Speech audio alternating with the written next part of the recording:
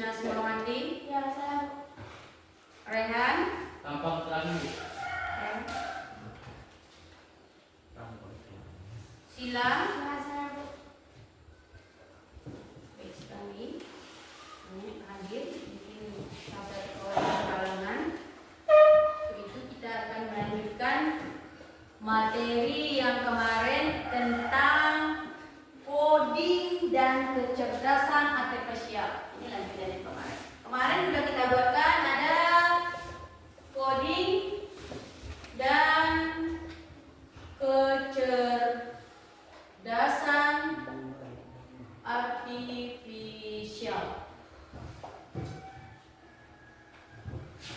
Ini sudah kita kenal apa itu coding, kecerdasan artifisial, cara penggunaannya dalam diri kita dalam kehidupan sehari-hari.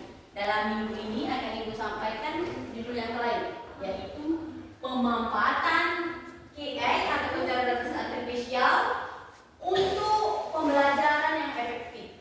Efektif itu berarti berjalan dengan baik. Jadi sebelum ke sana, kita akan Ibu terangkan dulu tujuan kita mempelajari dari pemanfaatan AI ini. Manfaatnya kita mempelajari kecerdasan artifisial seperti yang video sebelumnya dijelaskan bahwa coding dan kecerdasan itu untuk menggali minat kita terhadap lain lagi di dalam jurusan pendidikan. Selama ini kita sering cuman kalau sebutkan cita-cita Anda. Sering ditanya ya, pas SD ya. Ada ditanya SD, apa cita-citamu? Jadi guru, jadi tentara, jadi polisi, ya kan? Dengan mengenal yang namanya coding dan kecerdasan artifisial, kita bisa lebih mengenal lagi model-model jurusan yang akan datang. Jadi kita nggak berpatok lagi ke jurusan itu saja. Karena sekarang jurusan ya pas kuliah ikut-ikutan. Kakak guru, aku pun guru lah, ya kan? Abangku calon polisi, dan aku pun polisi lah. Nah ini dengan begini kita bisa lebih mengenal yaitu media internet. Boleh kita cari bakat kita lagi dalam menentukan cita-cita. Mungkin yang hobi game, yang mau buat hobi game, bisa buat hobi game. Cara membuat game, kita jual dapat hadiah. Yang hobi dalam bengkel, bisa dia buatkan prakteknya dalam bentuk pemanfaatan dari AI ini. AI sudah pernah dilakukan di rumah? Sudah pernah digunakan? Ada nggak? Sudah pernah menggunakan AI atau AI? Sudah, contohnya? Contohnya seperti Cici. Cici. Ya, itu di kita juga ya. Lagi contohnya nggak? Google, ChatGPT yang sekarang ya. Tanya apa saja dia bisa jawab. Apalagi? WA bisa, alat komunikasi. Lain? Ya Bu, baru-baru ini saya coba gunakan Canva dalam berbentuk email. Dia bagus sekali. Tepuk tangan dong ke Daud. Dia sudah mencoba untuk materi kita melalui, di mana kita membuatkan dari game melalui Canva. Dia buatkan di rumah. Jadi nggak Daud?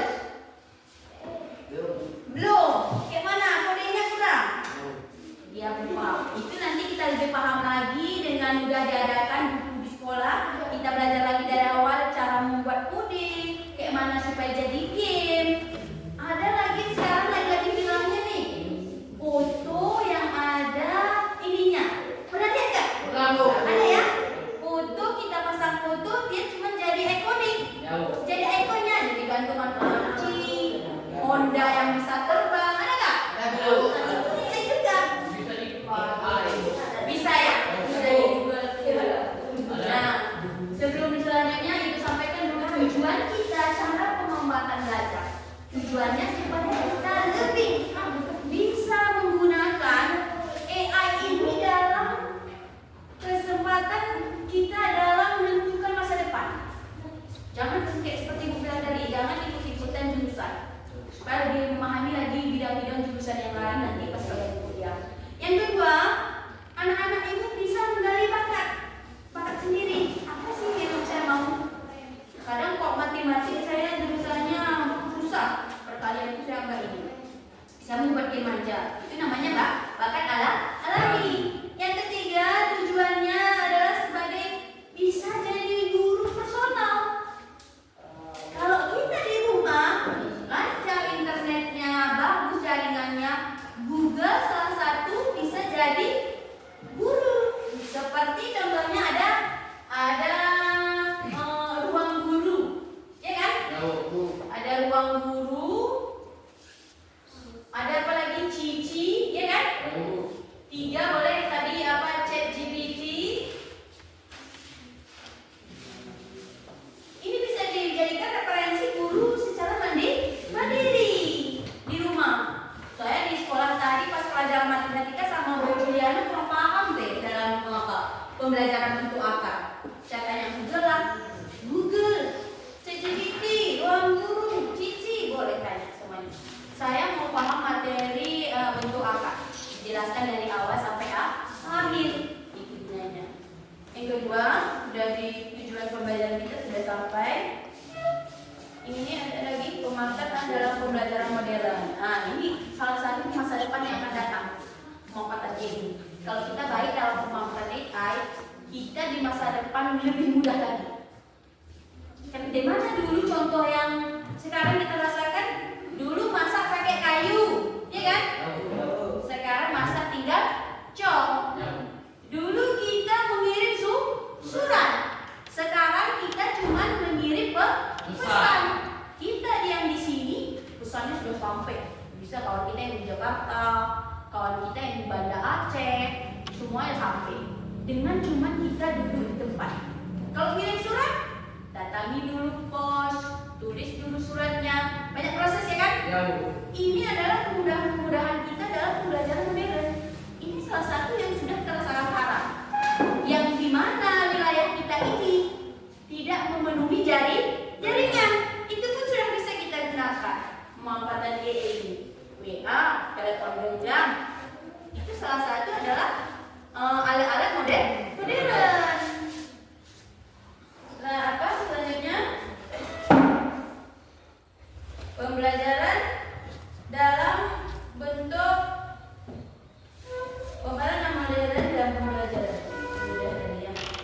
Bisa kita manfaatkan aplikasi yang ada di dalam AI ini atau VI. Kalau dalam dunia pendidikan, AI ini berganti. Kalau AI ini dia produk luar. Jadi harus kita biasakan dia menggunakan VI. Yang artinya kecerdasan artifisial. Itu yang dimaksud.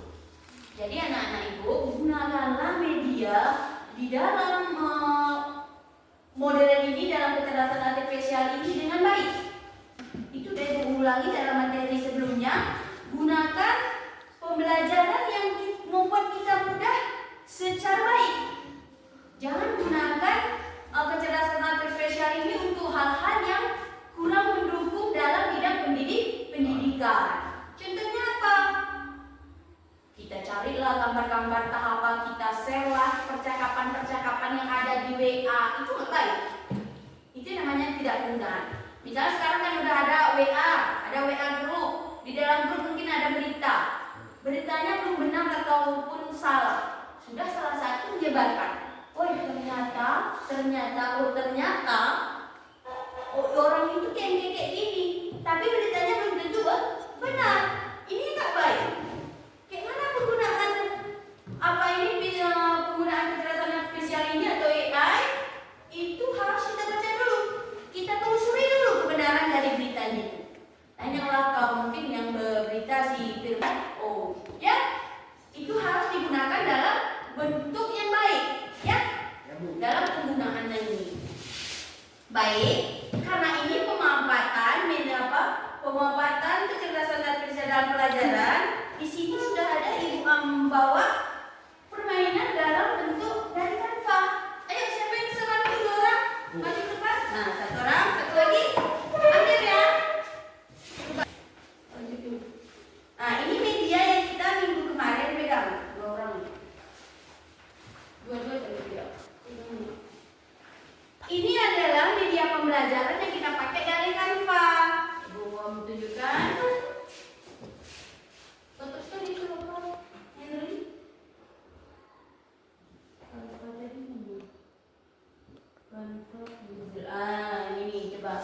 Ini adalah salah satu ibu gunakan salah satu aplikasi dalam dunia kecerdasan artifisial di mana kita pembelajaran tidak harus langsung dari buku. Boleh kita buat. Ini adalah bentuk game.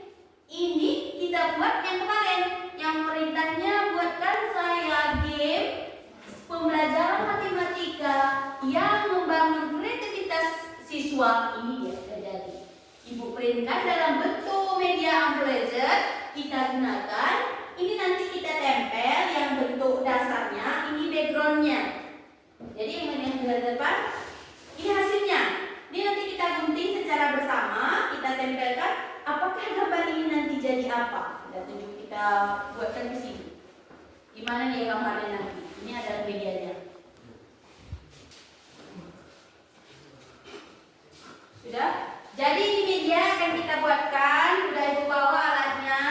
Ini nanti kita buatkan jadi backgroundnya. Kita tempel gambarnya berdasarkan dari puzzle. Puzzle itu adalah mengatur ulang di mana game itu tidak beraturan menjadi beraturan. Alatnya sudah ada. Jadi ini untuk ini akan ibu bagikan gunting per 2 orang. Per 2 orang nanti digunting bersama-sama. Oke, kasih ke kawannya di mejanya. Ini nanti kita tempel ya. Ada pakunya nanti. Ini paku mana dong? Ini nanti dibagikan 3 per meja, diguntingkan gambarnya. Nanti kita perhatikan di background.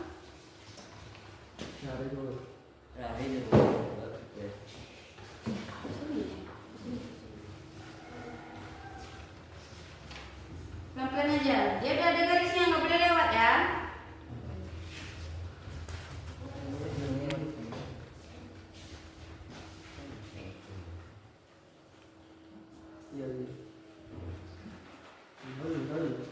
Oke, udah berapa tuh? 1. Kasih itu bagi lagi. Kasih sama orang yang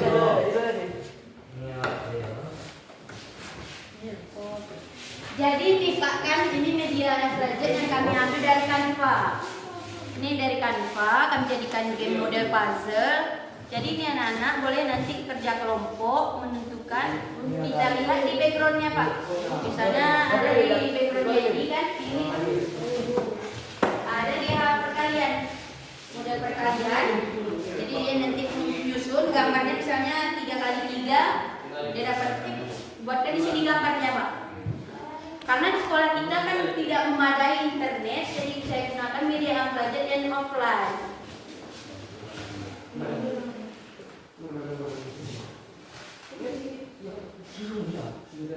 Pelan-pelan, nanti dia apa? Jangan ditarik ini, gunting aja terus. Oke. Itu angka yang kalian dapat, perhatikan nanti backgroundnya ya. Oke, dibagi.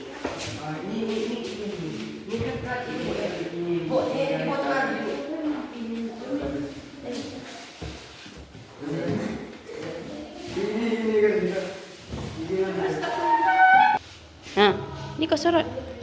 Jadi ini biar nampak medianya gitu. Ini tutupannya. Ya.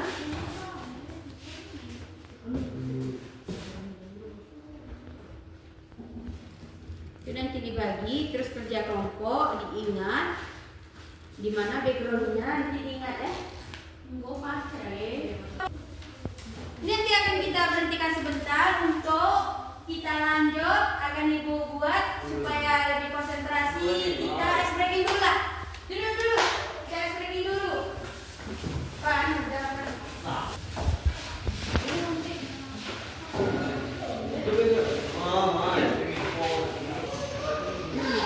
Coba duduk. Nanti kita lanjutkan seperti itu dipaku di sini. Terus kita pakukan di sini nanti. Berapa siapa yang dapat gambarnya? Lihat ini petunjuknya. Apa yang ditanya di sini? Misalnya yang kolom pertama apa tuh? Kolom pertama apa? 3x3.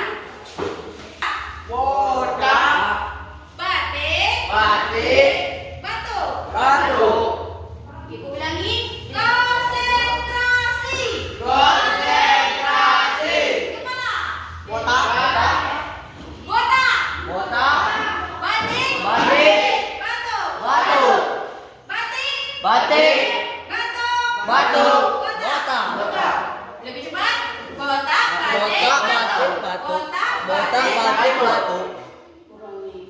Mana botak? Batu. Salah dia. Botak, batik, batu. Mantap. Oke, teman-teman. Boleh duduk kembali. Botak, batik, patung. Oke, barangkali hari ini kita sudah memaparkan salah satu media kecerdasan artifisial dalam media pembelajaran, di mana kita gunakan adalah Canva. Mulai dari ChatGPT, kita buatkan buatkan codingnya, lalu munculkan di Canva, jadilah dia game yang membangun kreativitas siswa, bisa lebih memahami dan tidak menyeramkan dalam pelajaran matematika. Hari ini sudah kita memenuhi adalah pemaparan kecerdasan artifisial. Baik, ada yang mau bertanya? Paham semua ya? Oke. Hari ini Ibu ucapkan terima kasih karena kita akan lanjutkan kegiatan kerja kelompok dalam penggunaan media Canva model Unpledger. Sebelum itu mungkin Bapak Ibu sampaikan kembali kesimpulan untuk VR teaching hari ini adalah supaya kita bisa memanfaatkan media kecerdasan artifisial dalam membangun pembelajaran yang lebih efektif dan inovatif, di mana kalian bisa di rumah pun menggali informasi-informasi menggunakan aplikasi di rumah untuk pelajaran mandiri, jadi guru mandiri. Jadi hari ini Ibu ucapkan terima kasih. Ibu akhiri dengan salam. Assalamualaikum warahmatullahi wabarakatuh.